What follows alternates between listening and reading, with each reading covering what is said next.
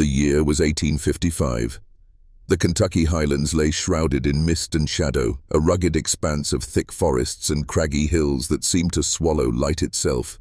Here in this unforgiving terrain, the land whispered secrets older than any settler's memory. The air hung heavy with the scent of damp earth, mingled with smoke from the sparse hearth fires, scattered like flickering ghosts across the valleys. Life in the Highlands was a constant struggle. The soil was stubborn, the winters bitter, and the people harder still, tied to the land and the veins of coal hidden beneath their feet. The mountains held both promise and peril. Their black heart offered wealth in the form of coal, but exacted a silent, terrible toll. Among the scattered homesteads, the Callahan family lived perched on the edge of a slope overlooking the mine entrances. John Callahan was a miner, hardened by years of labor in the dark tunnels beneath the hills. Mary, his wife, tended their home with quiet strength, raising their 3 children amidst the omnipresent shadows of hardship. But the mountain was restless. The earth beneath their feet began to tremble with subtle shakes and groans, an unspoken warning from the depths. Miners whispered of strange sounds echoing in the tunnels, faint moans, scratching, and a presence that defied explanation. Locals spoke in hushed tones of old curses and spirits angered by the relentless digging. One evening, as twilight faded and darkness crept like a living thing over the land, a sudden tremor rattled windows and shook the very foundation of the Callahan home. The silence that followed was thick and suffocating, as if the mountain itself was holding its breath. What lay beneath was more than coal. It was a darkness waiting, patient, ancient, and hungry. This was the land of shadows, where a family's fate would soon be swallowed beneath the earth itself. John Callahan was the embodiment of the Kentucky Highlands, sturdy, resilient, and weathered by years of relentless labor in the coal mines beneath the rolling hills. His hands, calloused and scarred, bore the marks of a life spent digging deep into the mountain's black veins. Mary, his wife, was the quiet anchor of their family, her unwavering faith and tireless work binding the household together. Together they raised 3 children, Thomas, Sarah, and little Emily, in a home perched precariously above the very earth that sustained and threatened them. Their days were dictated by the unforgiving rhythms of the land. Before dawn, John descended into the mines, his lantern casting flickering shadows against the damp rock walls. The clang of pickaxes and the scrape of wooden carts filled the air as miners toiled relentlessly beneath the surface. Mary managed the hearth and tended the small garden that offered scant nourishment beyond the staples. The children attended the one-room schoolhouse nestled in the valley, their futures uncertain but guarded fiercely by their parents. Neighbors respected the Callahans for their fortitude and steadfastness. In this remote community, where superstition and faith entwined, the family clung to their Sunday church rituals and nightly prayers by the fire, yet beneath their calm exterior, an undercurrent of unease seeped through. Whispers circulated of strange noises deep within the mine, moans and scratching that defied natural explanation. Shadows seemed to flicker just beyond the reach of lantern light, and the ground occasionally shivered with subtle tremors. One evening, as John prepared to leave for another grueling shift, he noticed a narrow fissure widening near the mine entrance, a crack that seemed almost alive, breathing in the cool mountain air. That night, Mary awoke with a start, sensing eyes watching from the darkness outside. A chilling scratching echoed faintly beneath the floorboards, sending shivers down her spine. Despite the growing unease, the Callahans clung to their routines, determined to face whatever darkness lurked beneath with quiet resolve. But the mountain's restlessness was no mere whim of nature. It was a patient force, waiting to claim what trespassed above its ancient depths. Would the Callahans stand against the creeping shadow, or would the mountain's hunger prove insatiable? The coal mines of the Kentucky Highlands were both lifelines and tombs, winding mazes carved deep beneath the earth's surface where daylight never ventured. For the Callahans and their neighbors, these mines were a source of sustenance, danger, and an unspoken dread. The tunnels twisted and turned like veins through the mountain's black heart, carrying whispers of toil, hope, and something far older, something restless. Strange sounds began to emerge from the depths. Miners reported faint moans that rose and fell like desperate pleas, the scraping of claws against stone, and voices too faint to understand but heavy with menace. These echoes wove through the tunnels like a dark song, unsettling even the hardiest men who had spent decades underground. Fear grew in the corners of dimly lit shafts, mingling with coal dust and the cold breath of the earth. One morning, the Callahan's loyal dog vanished without a trace. Only muddy paw prints led toward the mine entrance, disappearing into the growing darkness below. Mary's nights became haunted by dreams of shadowy figures clawing at the walls of their home, and the children's laughter faded into silence, replaced by wide eyes and whispered fears. Then came the tremors, violent shudders that shook the valley and rattled every wooden beam in the homes above. The mountain groaned like a wounded beast, threatening collapse. Miners gathered with lanterns held high, voices tight with fear, peering into the abyss. The earth's restlessness grew louder, more insistent, as if warning of a coming reckoning. Yet no one could turn away. The coal was their lifeblood, the only means to survive. The mountain demanded its toll silently, patiently, waiting for the moment it would claim its due. The whispers from below grew louder still. The shadows lengthened. The Callahans were edging closer to a darkness that would consume more than just the earth beneath their feet. Would they escape the mine's hungry whisper, or be swallowed by the secrets it kept? After the collapse, strange occurrences multiplied. Tools vanished, meals went untouched, and children whispered to empty corners. John went to the mine alone one morning and never returned. The townsfolk searched the shafts and surrounding woods but found no sign. Panic spread through the community, thick as fog over the hollows. Mary struggled to keep the family together, but dread clung like smoke. Mary heard faint cries beneath the floorboards of their own home. As dawn broke, Mary's heart tightened with a fear that had no name. John's absence was a wound that bled silence into every moment. She called his name into the heavy air, her voice cracking with desperation, but the only reply was the whispering wind weaving through the trees. Neighbors joined the search, lanterns swinging in the dim light, their shadows trembling against the dense forest. Yet the mines and woods yielded nothing but cold stone and emptiness. Within the house, an unsettling stillness took hold.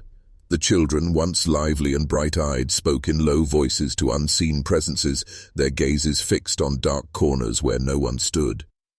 Mary tried to hold their fear at bay, but the house itself seemed to breathe with unease. At night, faint scratching echoed beneath the floorboards, as if something clawed its way from the earth below. Rumors twisted through the town like smoke. Whispers of spirits angered by the mining, of a darkness stirred from the depths. Some claimed to see flickering shapes moving just beyond the tree line, shadows that watched and waited. The weight of the mountain's hunger pressed down on the community, invisible yet crushing. Mary's faith, once a pillar of strength, began to falter. Each passing day without John frayed her resolve. The children's nightmares grew louder, their cries piercing the heavy silence of the night. Desperation drove Mary to search every inch of the Highlands, to listen for the faintest hint of life beneath the soil. But the earth swallowed all answers. John was gone, and with him the fragile hope that had kept the family tethered to this place. In the shadows over the homestead, something ancient and merciless stirred, ready to claim more than just one soul. Would Mary find a way to protect her children? Or would the mountain's darkness consume them all? As the Callahan's fate became town gossip, superstition took root. Some claimed the mountain was cursed by ancient spirits, angry at miners disturbing sacred ground. Others spoke of a dark presence waiting patiently beneath the earth's skin. Churches held midnight prayers and folk remedies were passed hand to hand. Yet the disappearances continued.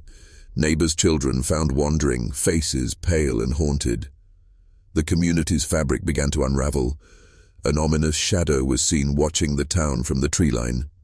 The fear that gripped the town was not merely of the missing, it was of what lurked unseen. At the local tavern, whispered conversations spoke of old legends, long buried beneath coal and time. Stories told of ancient guardians of the mountain, restless spirits bound to protect their realm from the greedy hands of man. Some townsfolk swore they had seen flickering lights in the woods, figures too tall and dark to be human. The church became a refuge and a battleground. Midnight prayers echoed in the cold stone walls, candles flickering against the oppressive darkness that seemed to seep through every crack. Clergy warned of evil that could take hold of hearts and minds, urging the townspeople to hold fast to their faith. Meanwhile, healers and wise women prepared tinctures and charms, seeking to ward off the malevolent forces. Yet despite these efforts, the disappearances did not cease. Children would vanish only to be found wandering the outskirts, eyes glazed, voices lost in a silent terror.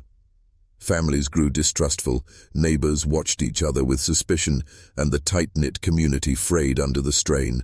The very land they depended upon had become a source of dread. One night, a group of men reported seeing a shadowy figure standing motionless at the edge of the tree line, its form indistinct yet undeniably watching. It vanished before anyone could approach, leaving behind a chill that settled deep into their bones. Was this the mountain's wrath? Or something older, something darker waiting beneath the surface? The town's fate hung in the balance, caught between belief and terror, hope and despair. Would faith be enough to save them, or had the mountain already claimed its due? A group of miners and townsfolk organized a desperate search in the labyrinthine mines. Armed with lanterns and hope, they descended into suffocating darkness. The air was heavy with coal dust and something else, an oppressive silence broken by distant echoes. They found strange symbols carved into the walls, circles and spirals that did not belong to any known culture. Deeper in, an underground chamber revealed remnants of old fires and what looked disturbingly like bones. Footprints led deeper into an uncharted tunnel. The men's breaths came shallow and quick as their lanterns pierced the black void, illuminating passageways that seemed to stretch endlessly beneath the mountain. Every step echoed against stone walls etched with marks unfamiliar to all but the oldest lawkeepers, symbols that hinted at rituals long forgotten, warnings ignored. The air grew colder, heavier, as if the mountain itself exhaled a breath of malice. In the deepest chamber, scattered remnants of charred wood and ash surrounded what appeared to be human remains, bleached and brittle with age. The discovery sent a wave of dread through the group. Whose bones were these? How had they come to lie beneath the coal seams in a place where no man should be? Following a trail of footprints, faint, irregular, and hauntingly deliberate, the searchers ventured into a narrow, uncharted tunnel. The walls seemed to close in, the silence broken only by the distant drip of water and the scrape of unseen movement. The air tasted metallic, tinged with an ancient bitterness. Then a low rumble shook the tunnels, dust falling from above. Panic surged. They hastened their retreat, but the way back was obscured by fallen debris and darkness. It was as if the mountain sought to trap them, to hide its secrets forever.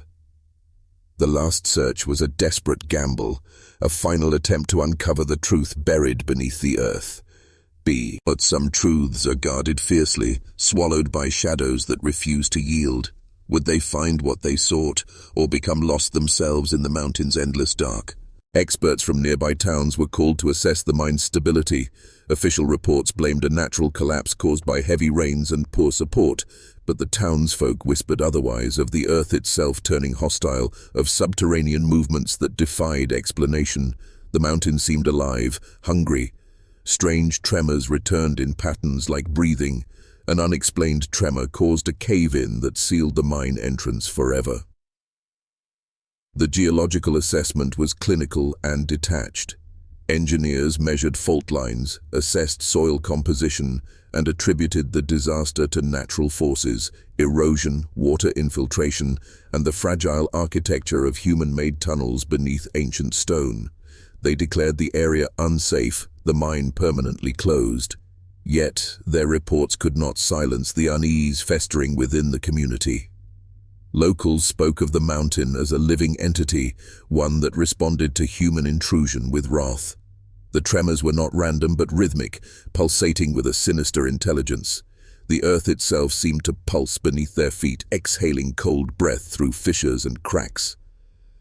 That night, a violent quake rattled the town, collapsing trees and shaking homes. The mine entrance groaned before sealing shut in a cascade of rock and dirt.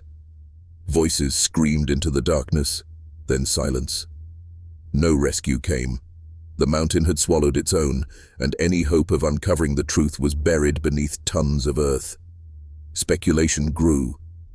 Was this simply nature's cruelty, or something darker?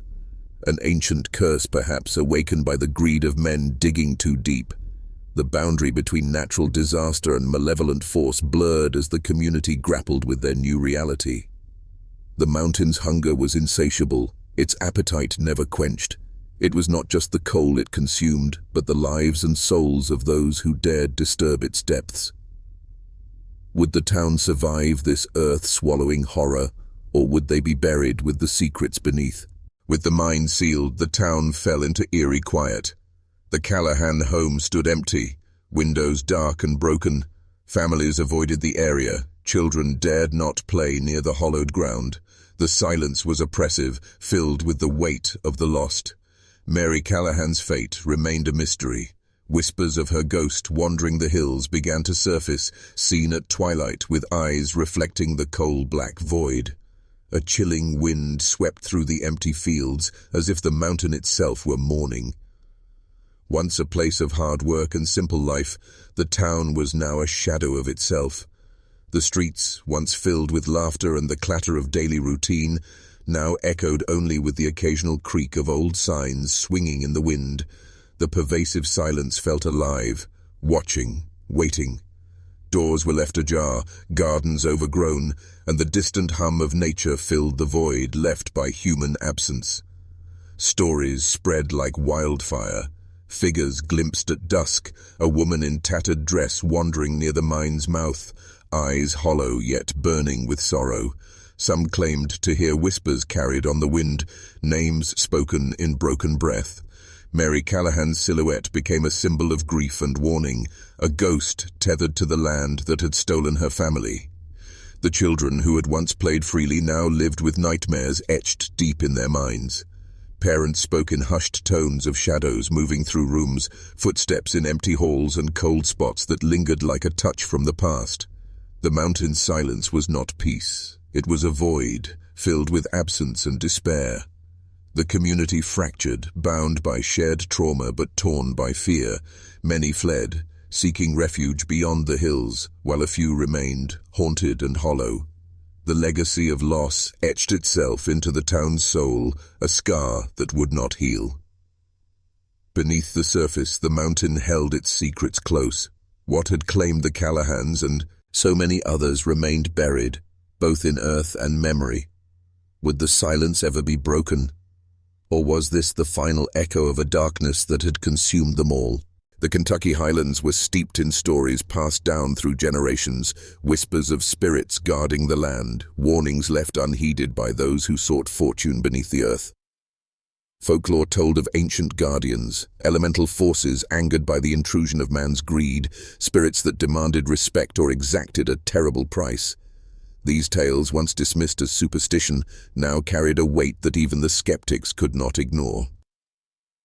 Historical records reveal that before settlers arrived, the land was home to Native American tribes whose reverence for the mountain ran deep. The spiral symbols found in the mine echoed indigenous art and ritual, a language lost to time but not forgotten by the earth itself. Some suggested these markings were warnings, protective sigils meant to ward off those who would disturb sacred ground.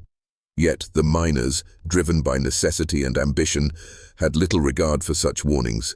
Their pickaxes struck through layers of history and belief, unraveling the delicate balance between the natural and supernatural. The coal seams were veins not just of black rock, but of ancient power and memory.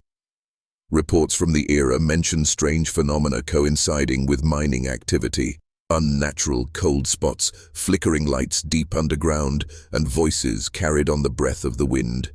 Skeptics called these manifestations folklore fueled by fear, but the consistency of these accounts suggests something more. Was the mountain's hunger purely physical, or was it feeding on something deeper, spiritual unrest awakened by human trespass? The line between fact and legend blurred, entwined like roots beneath the forest floor. As the community grappled with loss and terror, the old stories resurfaced, forcing a reckoning with truths long buried beneath soil and silence. Would embracing these ancient warnings have saved the Callaghans, or were they doomed the moment the pickaxe struck the sacred earth? Isolation breeds more than solitude. It breeds fear. In the Kentucky Highlands, where the mountains hemmed in the town and the dense forests swallowed sound, the line between reality and nightmare grew thin. The disappearances and unexplained events fractured the community's sense of safety, unraveling minds and relationships alike. Psychologists today understand that fear in isolation twists perception, breeding paranoia and hallucinations. Back then, the miners and their families had no such explanations. Sleepless nights became the norm, as shadows lengthened and grew teeth in the minds of those trapped by circumstance and geography. Every creak of the house, every rustle in the woods became a herald of doom. Neighbors who once exchanged friendly greetings turned wary, eyes darting with suspicion. Trust dissolved as each person grappled with grief and terror in silence. Some turned to fervent prayer, clutching rosaries and clutching hope, while others sought solace in alcohol or despair. A young miner, known for his steadiness, broke down one night, raving of voices calling from beneath the mountain, promising salvation or damnation. The children were no less affected. Nightmares plagued their sleep, blurring the lines between dreams and waking terror. Some refused to leave their homes, clinging to loved ones, while others wandered aimlessly, eyes wide with silent dread. The psychological weight of loss, compounded with the supernatural fear, created a community teetering on the edge of madness. This collective fear was an unseen force, as potent and dangerous as any tangible threat. It fed on isolation, grief, and the ancient mystery suffusing the land. The mountain's shadow stretched far beyond its physical form, infecting the minds and hearts of those it touched. Would the community's fragile sanity survive the mounting dread? Or would the unseen forces beneath the surface claim more than just bodies? They would claim souls. Though vanished, the Callahan family's memory clung to the community like a stain. Descendants and historians pieced together fragments of their story. Some letters hinted at fears deeper than the known. Personal accounts, letters, and diary entries painted a portrait of a family caught between human toil and something beyond understanding. A journal page stained with black dust read simply, "The Mountain Watches." Mary Callahan's strength, once unshakable, had cracked under the weight of loss and dread. Her final letters to distant relatives spoke of whispers beneath the earth and eyes that gleamed in the darkness. These writings, discovered decades later tucked away in an old chest, reveal a mind unraveling as the mountain's grip tightened. The children's fates remain a mystery. Some descendants recall stories passed down through whispered conversations, tales of children wandering into the woods, guided by unseen hands, disappearing into the shadows. No records exist to confirm these accounts, yet the weight of silence speaks volumes. Historians researching the vanished families uncover patterns, disappearances clustered around certain lunar cycles, coinciding with mining accidents and strange natural phenomena. The connections hint at a deeper, more sinister rhythm to the tragedy. The Callahans became more than a family lost to time.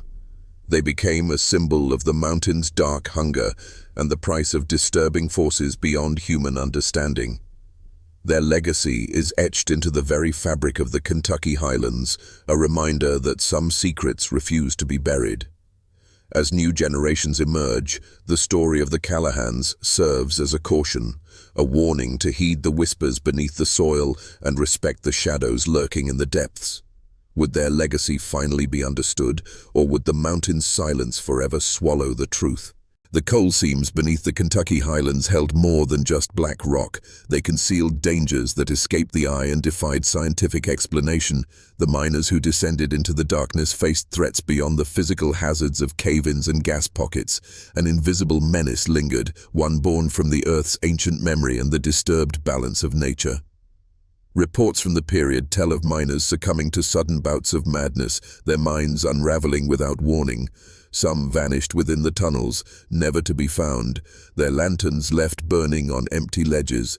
Others spoke of shadows that moved against the flicker of their lamps, dark forms that seemed to watch, waiting. The strange symbols carved into the walls hinted at a knowledge lost to time, a warning or a curse.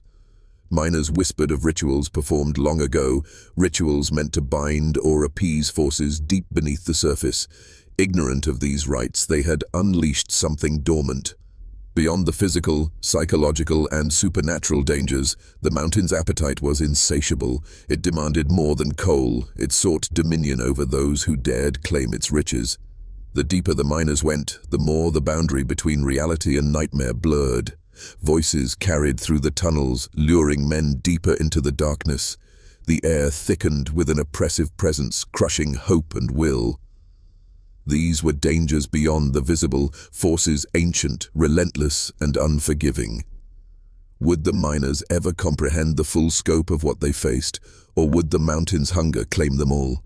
Deep in the Kentucky Highlands, mourning took forms as old as the mountain itself. When the living vanished into the earth, their families and neighbors turned to rituals, ceremonies that mingled grief with ancient beliefs. These were not merely acts of remembrance, but desperate attempts to bridge the growing divide between the seen and the unseen. Funerals were sparse, often improvised when bodies could be recovered. When not, families held vigils by the edge of the mine shafts, lighting candles that flickered against the encroaching darkness. They sang hymns learned from elders, melodies that whispered of protection and passage. The air hung heavy with smoke from burning herbs, sage, cedar, and other plants believed to cleanse lingering spirits. Yet these rituals carried an undercurrent of fear. Some believed that the vanished had become trapped between worlds, caught in the mountain's grasp. Others feared that the very act of mourning might draw the darkness closer, a shadow feeding on sorrow and prayer alike. Folk healers and wise women emerged from the community's depths, offering charms and incantations, talismanic objects carved from wood or bone meant to ward off malevolent forces. Mothers pressed small crosses into their children's hands before sleep, and elders marked doorways with salt and ash. Despite these efforts, grief twisted into superstition. Some townsfolk whispered of curses that would spread like wildfire, of vengeful spirits walking the hills. Stories circulated of mourners disappearing during ceremonies, their faces pale, eyes wide with terror.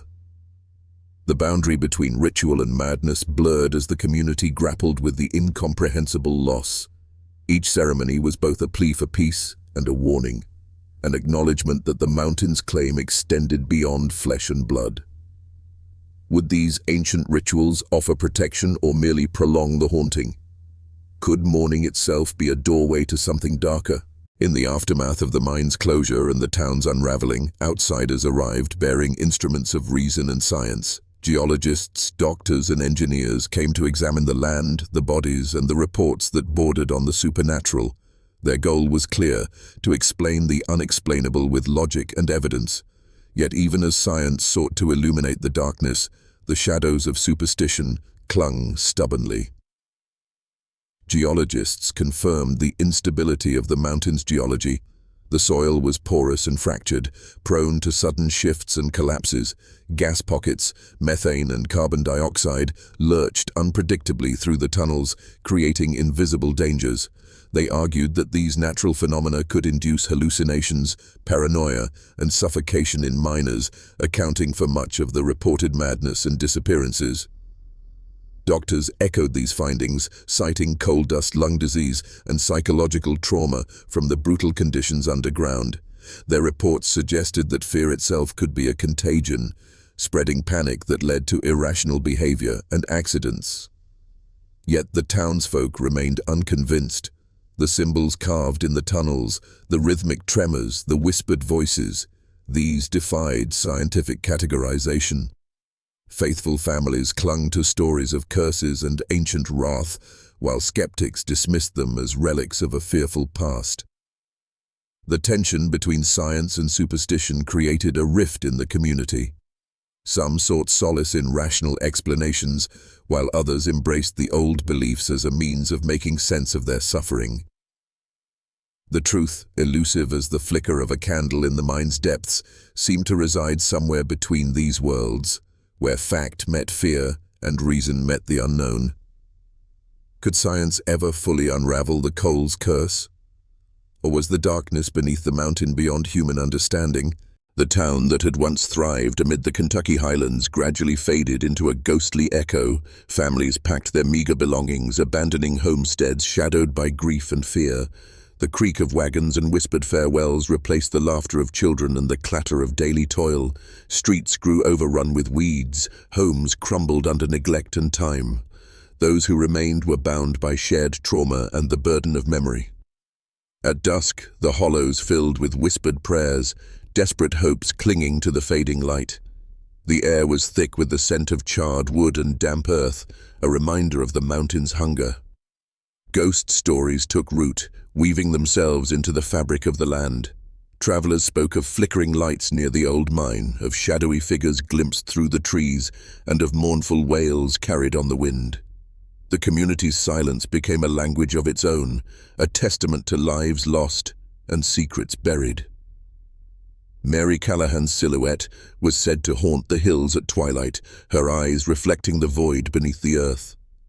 Children dared not speak her name, fearing the darkness it summoned. The mountain's shadow stretched beyond the physical landscape, imprinting itself on the minds and souls of those left behind.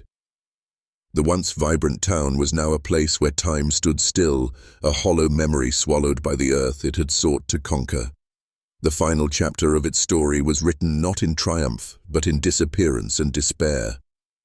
Would this place ever awaken from its haunted slumber, or was it destined to remain a forgotten scar beneath the Kentucky sky?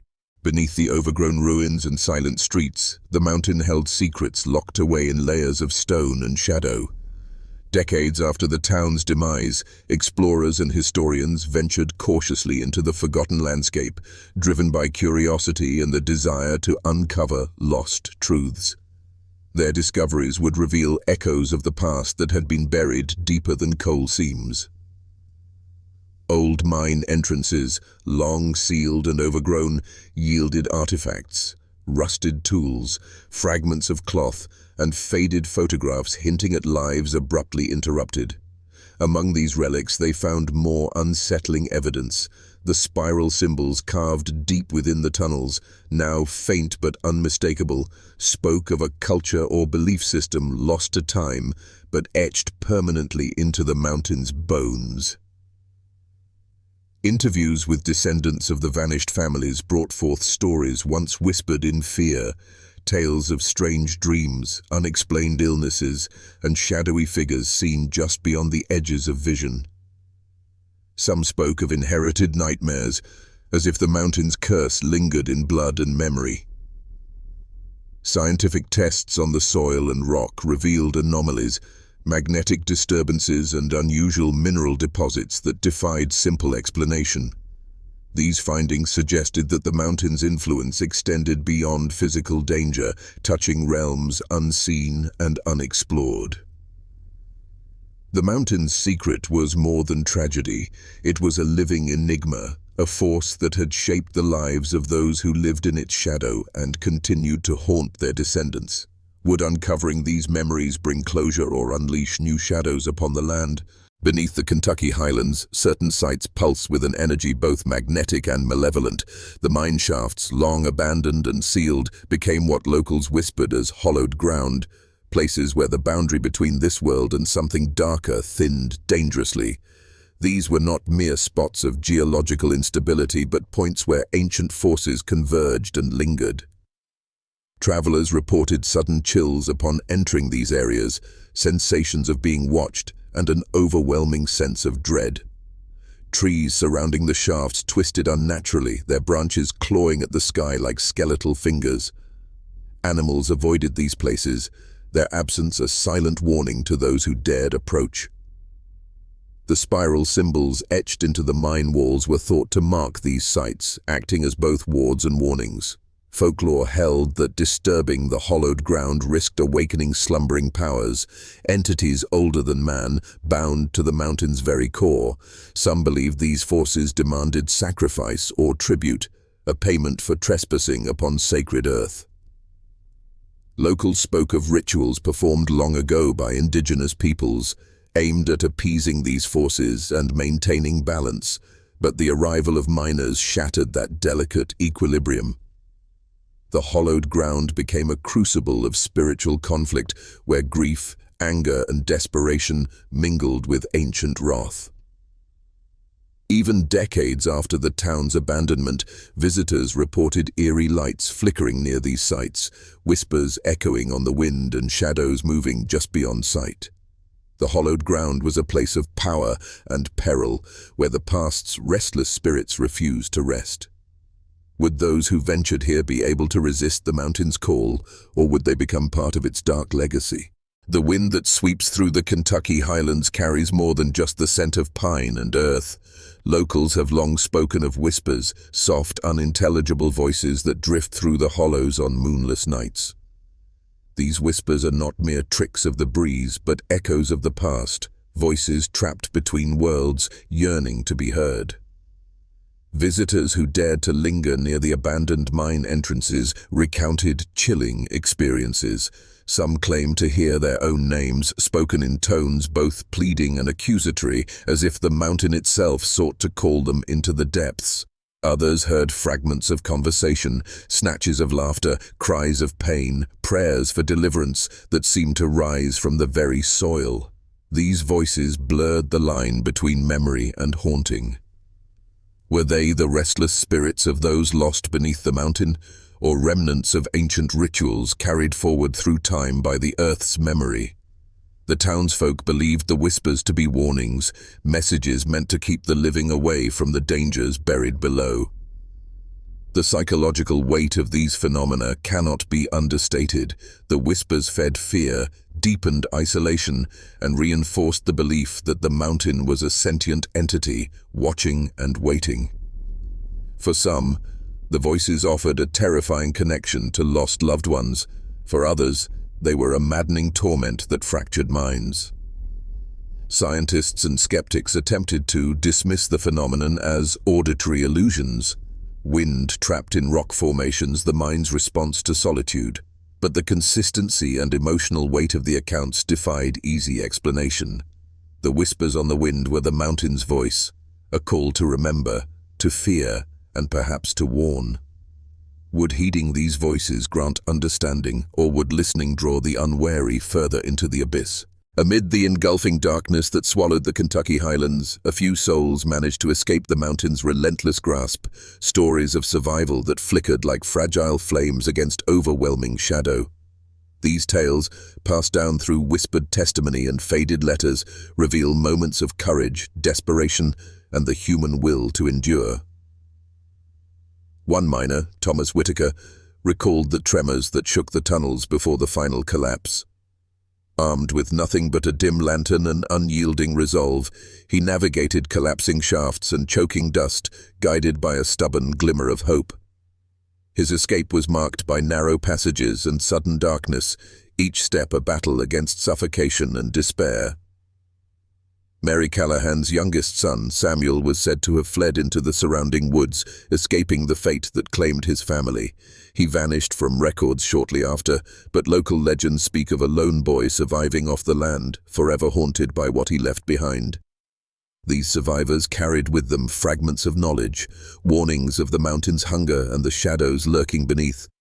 Their testimonies painted a picture of terror, not just physical but spiritual, where the earth itself seemed to fight against their passage. Yet survival came at a cost. Many escaped minds shattered, burdened by memories too dark to share. The trauma left scars etched deep into the fabric of their lives, and their stories were often met with disbelief or discomfort.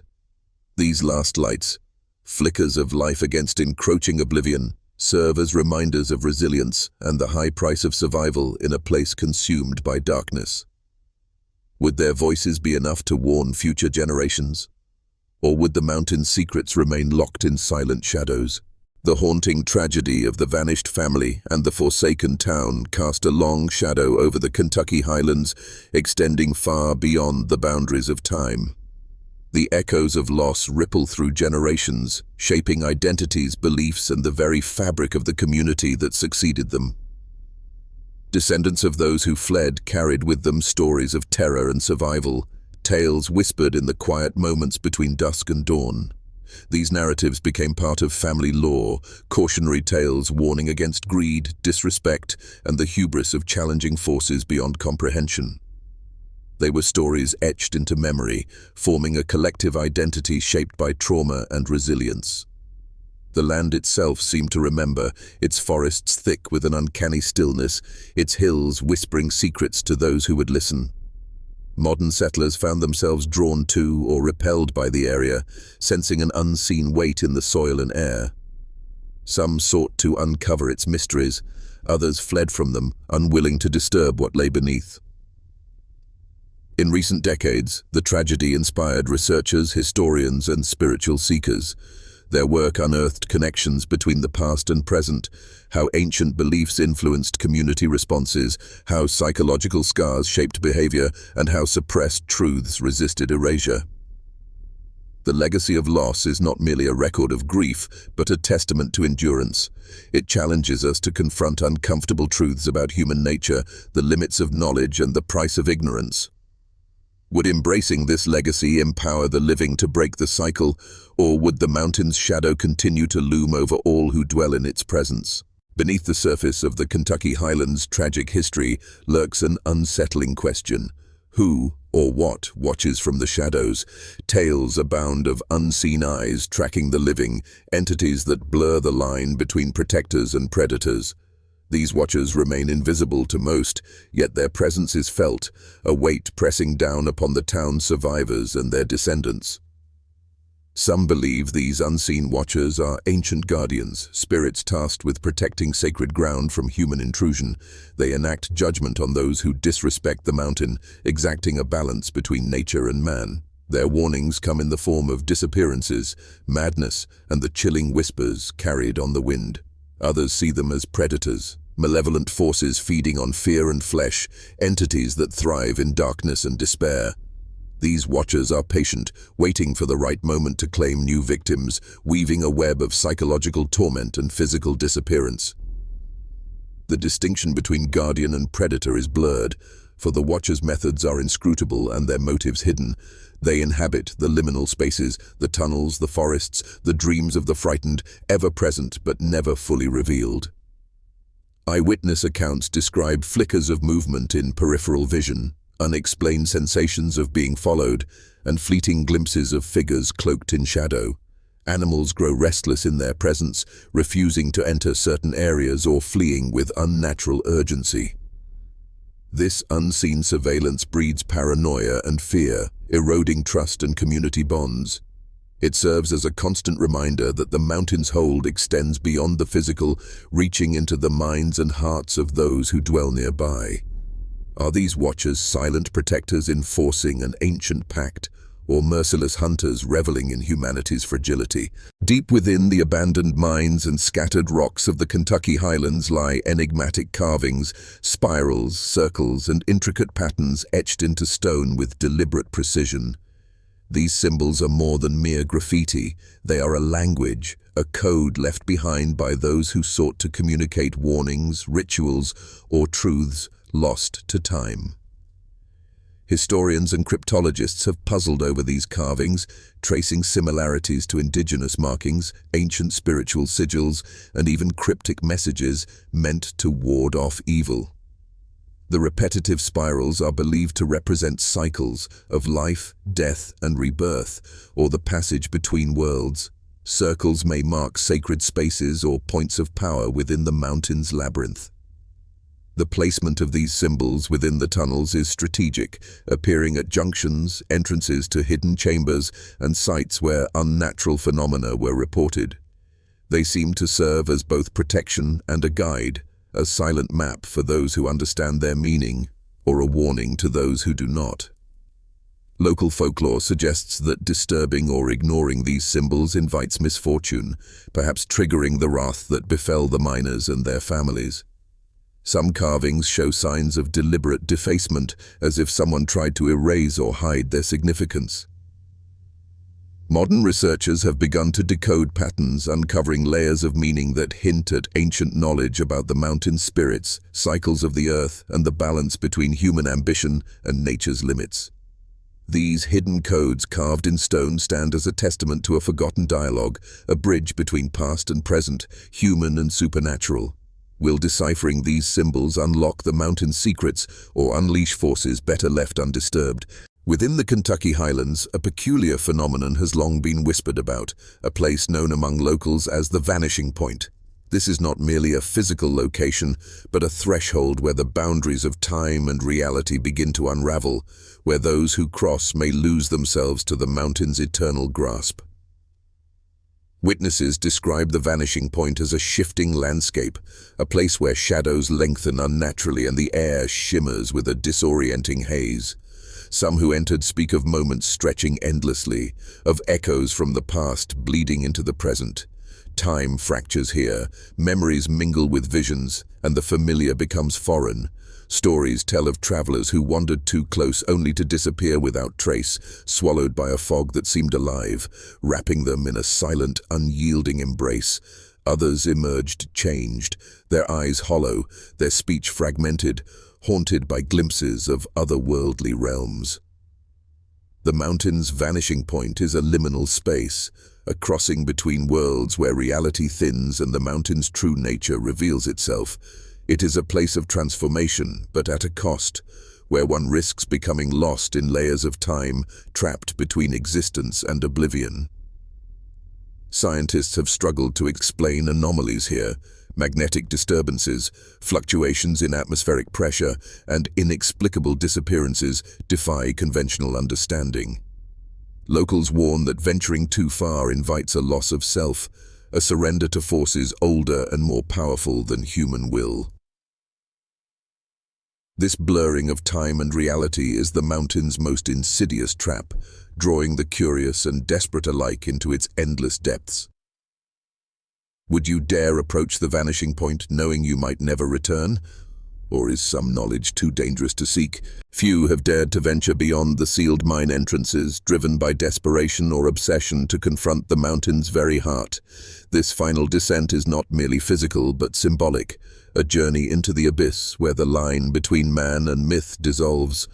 The air grows thick with despair, each step echoing the fates of those lost before.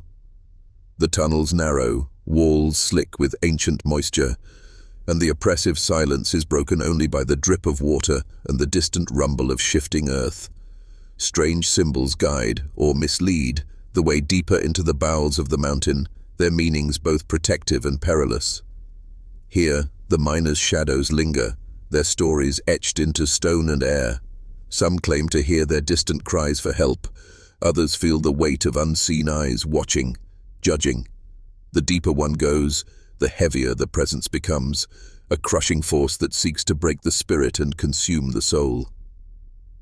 At the mountain's core lies a chamber untouched by time, where the earth's energy pulses visibly, a dark heart beating beneath the surface.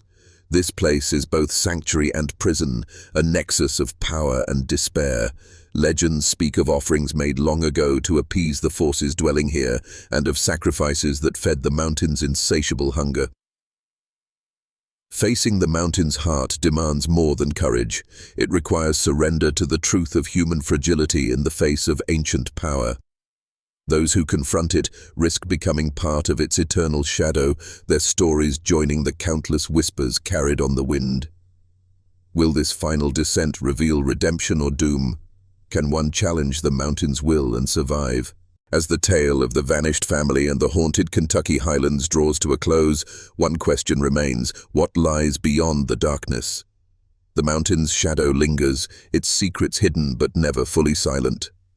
The story is not merely one of loss, but a warning, a call to those who dare seek forbidden knowledge. Modern explorers, scholars, and truth-seekers continue to grapple with the mountain's mysteries. Advances in technology allow glimpses beneath the earth, yet each discovery seems to deepen the enigma rather than resolve it. The line between natural phenomena and supernatural influence blurs, reminding us that some forces defy full comprehension. For the descendants of those lost, the legacy is a burden and a guide, a reminder to respect the boundaries between human ambition and the unknown. The mountain stands as a sentinel, guarding truths that challenge belief and understanding. Beyond the darkness lies the potential for awakening, an invitation to confront fear, embrace humility, and seek wisdom beyond surface appearances. But it is also a realm of peril, where curiosity can lead to madness and the soul's unraveling. The vanished family's story is etched into this landscape, a testament to the cost of crossing thresholds best left undisturbed. Yet it also offers hope that through awareness and reverence, future generations might break free from the mountain's grasp. Will you listen to the warnings whispered on the wind? Will you respect the mountain's silence, or will you risk the descent into darkness? The choice is yours.